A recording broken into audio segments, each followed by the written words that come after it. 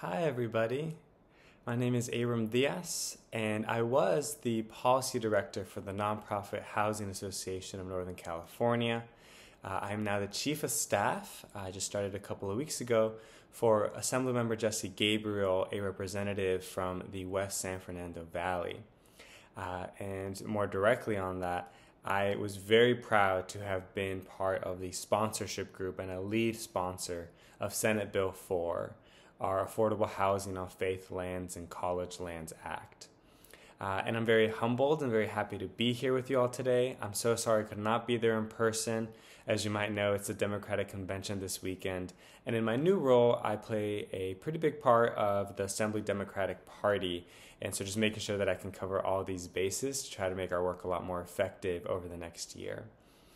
And so I'll start by saying I'm really honored to be part of this movement, the faith-based housing movement, the YIGBY movement, as some might call it, and really humbled to be working in such amazing partnership with groups like Making Housing and Community Happen, with groups like the YIMBYs, with organizations like our union partners with the Carpenters and SEIU.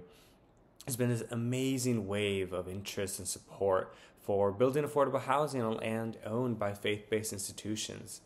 And I have to give a lot of credit to that, to Jill Shook and Anthony and Bert Newton and Philip Burns as well. It's been an amazing team to work with.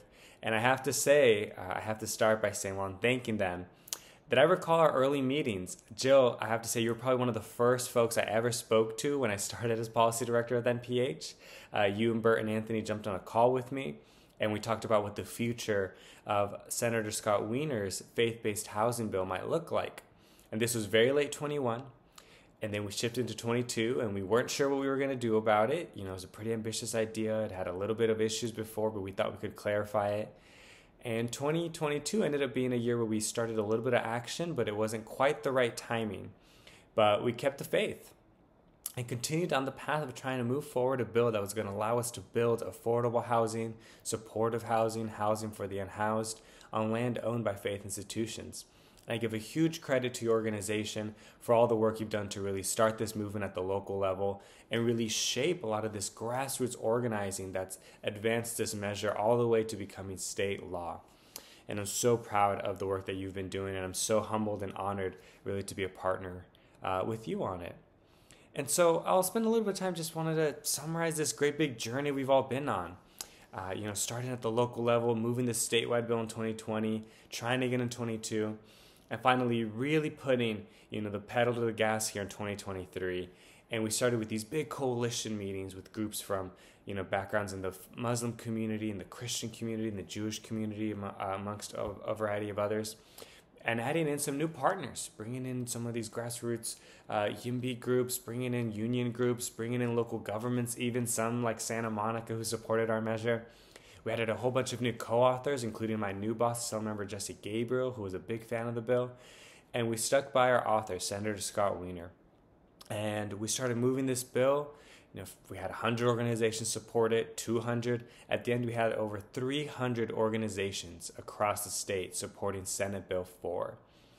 And, it was a tough battle. We had some tricky committees. We had some big efforts. But in the end, we got the bill to the governor's desk. And we had our editorials and our op-eds and our press efforts and our big coalition meetings. And with one last final lobbying push, the governor signed the bill in October of 2023. I think we can all happily celebrate that Senate Bill 4 is now law in the state of California. I have to give a huge credit to that, to a lot of the effort from everybody here. It took a village. It was a really, really big coalition. If you want to go fast, travel alone. If you want to go far, travel together. And we really brought a lot of people together on this team. And I'm so proud to have played even a small part of it and getting folks together and working on all this. So we have now opened up 171,000 acres of land as streamline production across the state. We have a lot more work to do. That's a lot of land, but we need to build on it. I'm confident that we're going to be able to do that, and we're going to be working very closely together very soon. and make the future a little bit brighter for everybody in California.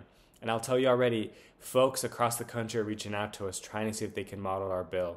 So this small wave that started here in California is going to grow. And I think you might see a bill in Congress pretty soon. I think you'll see bills in New York and Maryland and North Carolina as well. So I'm really excited for what we started here. So I just want to say thank you, gracias, and I hope we're all going to be working together very, very soon.